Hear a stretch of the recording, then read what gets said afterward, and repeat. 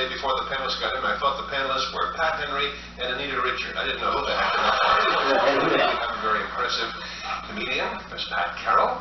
It's a lovely dress you're wearing, incidentally. And the wily, witty prince of chastisement himself, Henry Morgan. The accomplished young actress, lovely Anita Gillette. And a man from whom no secret is safe, Inspector Richard Dawson. There's our time.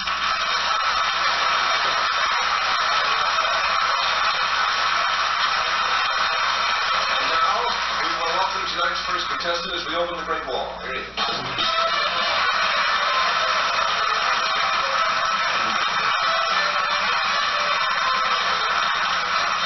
to have you with us, sir. Would you tell the panel your name?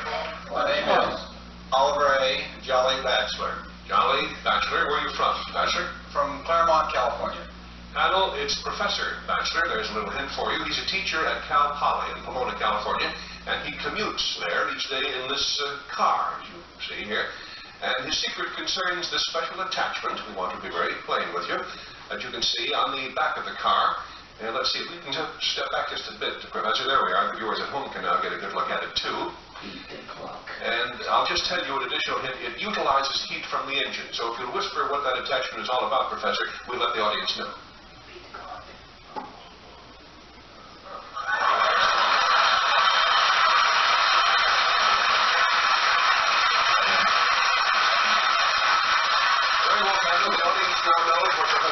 Secret is, it's a special attachment that relates to that, I should say, that functions while he's driving, and we'll start the questioning with Anita. Oh, Mr. Jolly Batchelor. Is that really your name, Jolly Batchelor? I love that. I know a lot of Jolly Batchelors. Mr. Jolly... Mr. Jolly Batchelor, does that have anything to do with cleaning up the air? Not particularly, no. That's certainly not its purpose. It could possibly do it a little bit, but that's not what Does it have something to do with more fun? Something that's really fun? Definitely fun. Yeah? Yeah. Does it make a noise? Oh, no. It doesn't make We gave you a yes on fun, but it could mislead you. Oh, it could mislead me. Is it then something that's very useful? Oh, extremely useful. Does it help conserve gas? No. No, I wouldn't say that. 1 down, 3 to go. Richard? Professor, I've noticed that it's on the exhaust pipe. Is that just to stabilize it, or are you using the exhaust? That is part of the suspension, but I use the exhaust. Are you sending threatening smoke signals to India? No. Is there something that goes on the top of the chimney, like a Fahrenheit? Yes, there really could be another part to it. Is it a bubble machine of some kind, made with hot air? No. What do you think of the idea, Professor? Two down, Pat Carroll. Professor Jolly Batchelor, does it have anything to do with fuel? I mean, does it make you go in a fun, kind of useful way? Whoopee! No, not necessarily. Is it where you stash your booze? Does it have to do with going faster? No. Does it have to do with anything that happens while you're driving? I mean, does a signal, not the smoke signal, but does any kind of thing happen? Something happens while you're driving. Something happens while... Okay, Henry, it's up to you. You're cooking your lunch in there? Yes, you got it.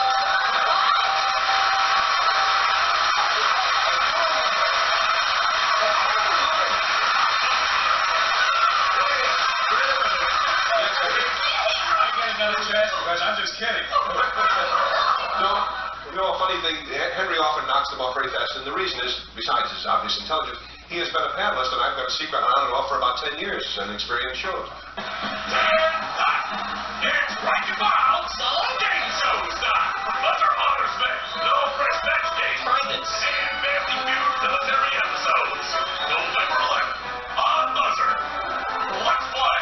Anyway, the professor's secret, as we've now figured out, is that this attachment on his car is an oven, and it cooks, as Richard was suggesting, with heat from the engine. It's very remarkable. And when he gets home, it's his wife who says, "Hey, what's for dinner?" How does the thing work specifically? Well, I'm using the heat from the engine. I take 1/3 of the fuel that's used to drive the engine. It comes out of the exhaust heat.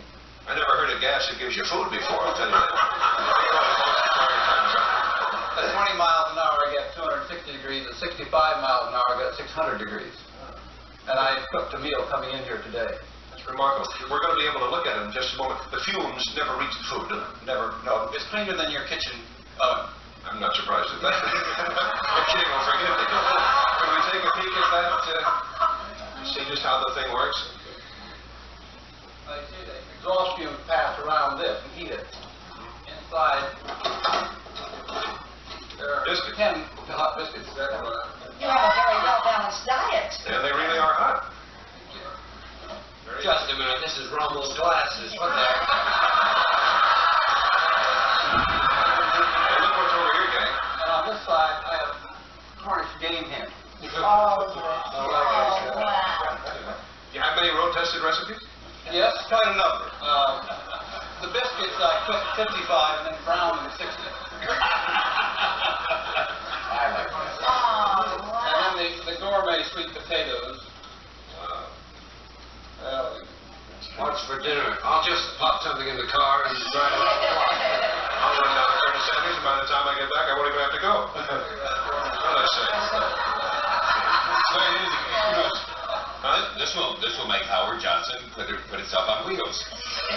Howard Johnson will chase you down the road. How many You gallons realize of he once, miles can you get? he once got a ticket for doing 45-mile-an-hour biscuits and 25 miles an hour. Keep trying with the jokes, folks. We don't care whether they work or not. I mean, once they're in your mind, you got to get them out of your mouth. How did you get this novel idea, Professor? we were camping in the Rockies one early June, and our car made me sleep inside, so I didn't have a tent. So I got out, picked up my stove, and every time I got ready to cook something, it would rain or hail or snow. Well, I had a can of soup that I'd opened, and I backed into the camping spot with a rock right by the exhaust. I put the can of soup in front of the exhaust pipe, and we got in the car and turned on the heat and kept warm. And when I got up, the soup was hot. And I thought, well, it'll cook soup in 10 minutes out in the freezing storm. What would I do if I made a jacket around it? So hence started my tailpipe cooker. This is Mark 6 model. I made one in New Zealand when we were down there, and it works very well. It's really a gasser.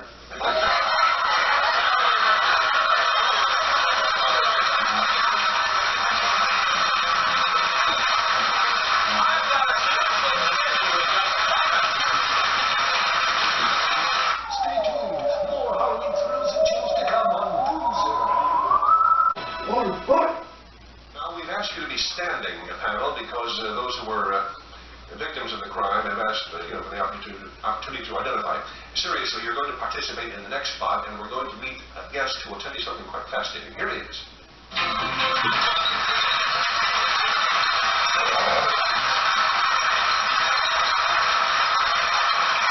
Nice to have you with us, sir. Would you tell the panel your name? Gene Marvin, And you are from? Los Angeles. Ordinarily, panel, you have to guess the secrets of our guests. That's the way the game goes. But tonight, something of a switch. Mr. Marvin is going to turn the tables. He's going to tell us all your secrets, so to speak, because he is a performer who does a mind-reading act. He's appearing in Hollywood presently at the Magic Castle. You may have seen him at Playboy clubs around the country. You will again soon. Mr. Marvin, would you tell us just how we'll go about this? Yes, I'd like everybody to think of their name first of all, and think of one thought that's personal to you. Not a question, just a thought. Once you have this firmly in your mind, Johnny, if you'll pass out some slips of paper, I'd like you to write your name and a personal thought on that slip of paper. Incidentally, I suggest you don't make it too personal, panel, because with luck, Mr. Marvin really will be able to blab to the world what it is that you thought of, if he can accomplish this remarkable task he has set for himself. And in just a moment, I guess we'll have Johnny collect these pieces of paper. When will we do that with them? When they're finished writing, after they have the name on it and so forth, take the paper off the board, fold it up, insert it into the envelope, and then seal the envelope so I can't possibly see on the inside. I'm also going to put on a pair of gloves. Why? People in the past have accused me of being able to feel the ink on the slips of paper through the envelope, so this will certainly prove that that's impossible. Just fold the papers up, insert them into the envelope. By the way, while we're doing that, how many of you over there are skeptics, panel? Be honest. And we have 2 or 3 skeptics, 4 skeptics, all right? Oh, I'm Presbyterian. Oh, I'm sorry. Now, how about our audience here? How many of you think that Mr. Marvin cannot actually read minds? Put your hand up if you doubt. Well, we have about 30% doubters out there. That's not too bad. Now, how do you intend to pick?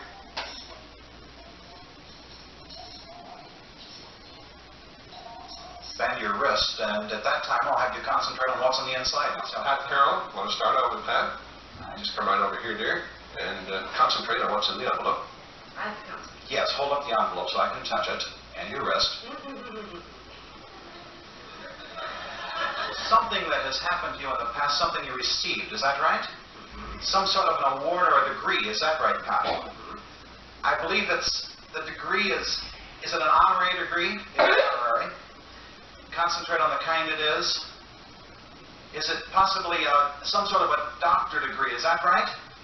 Would it be a doctor of letters degree? Is it an honorary doctor of letters degree that you have? Is that right? Is that your thought? Thank you.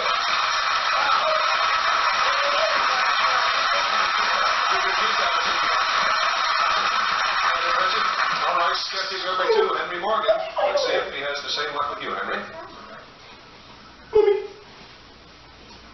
Some sort of fear on your part, is that right, Henry? It's related to fear. A hatred of some type. Hatred. Has something to do with height. It's not buildings. Flying. This is place. Flying. Yes, flying. You hate to fly in airplanes, is that right? That's right.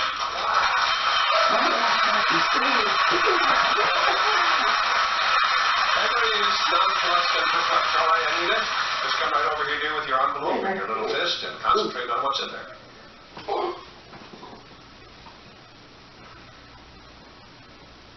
You're thinking of a person, is that right? Right. A person very close to you. Yes. A relative. Right. Possibly, I'm picking up female vibrations. This would be a sister. Right. Something has happened to her recently, is that right? Yes. And something's going to happen in the near future, too. Is that true? Yeah. She's going to have a baby. Yes.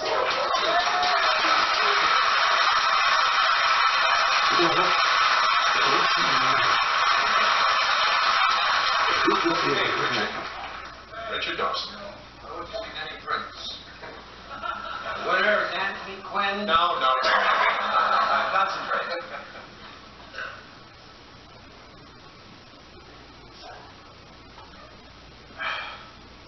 I see a lot of people in your thought, is that right? Yes. People, floats, Yes. something about parades. That's all I know. What is your thought? I love a parade. You love a parade.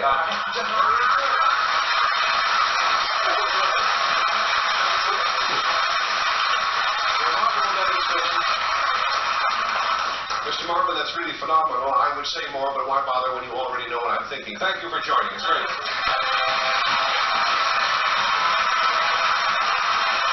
We'll be back with our guest star, Vincent Price, right after this.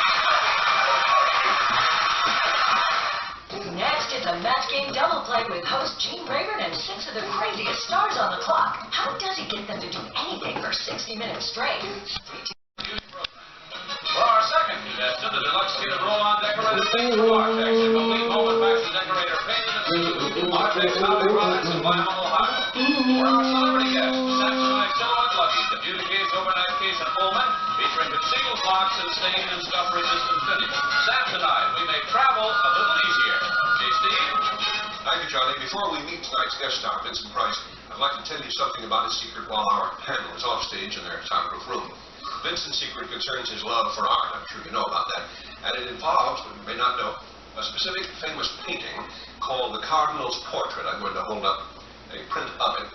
The Cardinal's Portrait by Toby Rosenthal, painted many years ago. Brilliant painting. Color photograph of it here. Tonight we are recreating this portrait with living models on our stage featuring Vincent as the Cardinal. And now we'll open the Great Wall and you'll see this amazing living picture. Here it is. Wow.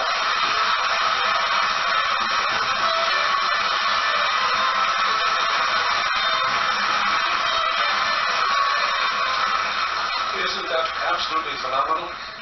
Real living picture. Welcome to the show, Vincent. Oh, thank you, Steve. Bet you thought he wasn't going to move there for a second. tell us something about all this? Well, you know, every summer the famous Laguna Festival of Arts and Pageant of the Masters in Laguna Beach, California. Here they recreate works of art like this one with live models. And so tonight, with the aid of festival producer Don Williamson and his staff, we've recreated one of the pageant favorites that people come to see from all over the world. I can certainly see why. Your secret, then, is that you're posing as a living painting, and in just a moment we're going to bring the panel back, now that we've established that, from the soundproof room, with their blindfolds on. Of course, incidentally, while we're waiting for that, I want to congratulate you, Vincent, on another one of your marvelous books. We'll take a close-up of it here with one camera and another. There it is. It's called Vincent Price's Treasury of American Art, and it's really something special. Want to tell us a little about the book? Oh, thank you. Yeah. I think an awful lot of people don't think there is such a thing as American art because we're made up of so many other people. That's really what I try to prove, that there is a very real thing called American art. Indeed. Excuse me, Steve, but the panel's on its way in. All right, thank you, Johnny. You're blindfolded, of course, panel, and therefore you'll just have to take my word for it that our guest star Vincent Price is on stage with us. His secret involves a famous painting called The Cardinal's Portrait, and we'll start the questioning with Henry Morgan. Well, what do I want to know? You want to know what the secret is? I know, but there's a painting on stage. What do I want? You told me the name of the painting. Now what am I going for is what I mean. You're going for broke, Henry. It's do or die, kid. Okay. What Vincent is doing. Oh, he's doing something. Yeah. Okay. Now, I never heard of any painting called The Cardinal's Portrait, okay? So, let's start with, is Vincent painting it? No. Are you doing anything to the painting? No. Are you examining it in any way? No. Are you ignoring it? No. You've cleared up a lot of ground there, Henry. Anita? But you're fooling around with that painting, right? Incidentally, Henry, you may take your mask off. Oh. A little bit, yes. Yes. Are you touching it? In a way. In a way?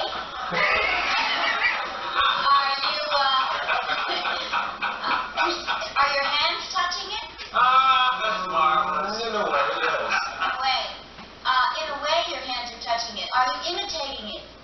Yes. You are. Yes. Okay, you may take your blindfold off, Anita. Richard.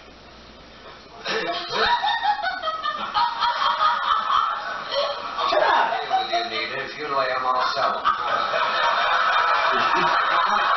All right. Vincent, down at the coast here, every year, the artists come, they have living pictures, like 3D pictures. Mm-hmm. Are you in a 3D picture? That's exactly it, Richard. Vincent is posing in one of those living pictures, all right, recreation of the Cardinal's Portrait. And I'd like to thank my fellow actors who appeared with me. Del Wagner is the monk, and Douglas Palmer is the portrait.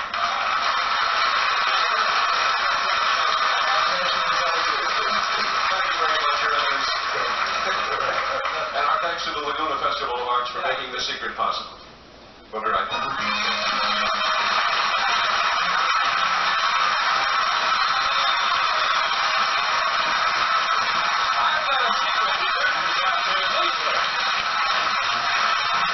At Go-To Bank, we're for the go-to people in life. That's why we create. Tell the ladies and gentlemen of the panel your name, sir? Larry Capune. Larry Capune. Where do you hail from, Larry? Balboa Island, California. Balboa Island. Mr. Capune traveled some time back from Boston down to Miami in quite an unusual way. The secret involves in how he made that trip. And if you whisper the secret to me, Mr. Capune, we'll let the world know what it is. Huh.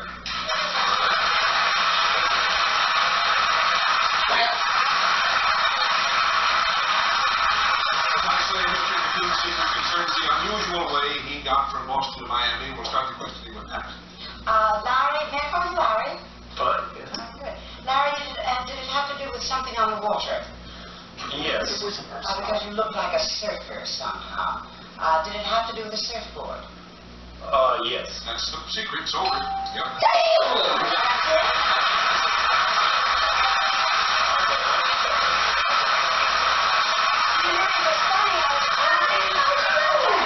Because I've recently become aware they now have those, am I not right, Larry, those surfboards with sails on them? Yeah, that's not the way I did it. No, he actually had Just on a a surfboard. real surfboard, yeah. You know, Here's a picture of it. It's a little out of focus, but then he was moving at the time, of course. Where were you when this picture was taken? I was down further south, down along upper Florida when it was taken. How long did it take you? It took me 110 days. Why did you do it? Well, definitely the real reason was to try and show kids that you can do something different, you can take a different kind of trip without using the negatives of our society, like, you know, drugs or taking a bottle, like you know, this sort of thing. I attempted it in '65, and I failed miserably because I got arrested in Stone Harbor, New Jersey for not stopping for a lifeguard whistle and inciting a riot. And then... How do you incite a riot when you're out on the surfboard? Well, there was a crowd. Unless it's in a school of fish or something. It was very far-fetched, I thought.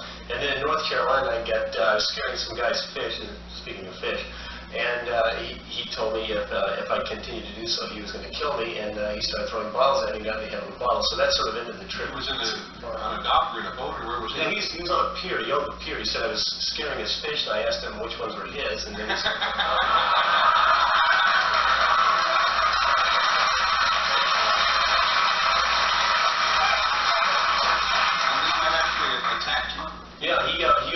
Well, I sued him and got a judgment of $11,000. And when I went by the pier this year, I was covered by the Coast Guard with a helicopter above me, covered, and then what do you call it, a big, launch alongside of me. Well, it's certainly something that I'd like my children to do. Have bottles thrown at them and be shot at. Yes. Oh, I'll send my boys north. In this frightening adventure. 2,444 miles. I think there's a movie in it somewhere. They guessed your secret in 2 seconds. Yeah. It's hardly worth interpreting. Yeah. Well, it was a remarkable adventure. And if there's nothing else the panel cares to add for the record, we will consider this case closed. Court will resume tomorrow morning at 9 o'clock. We'll be right back. Thank you very much.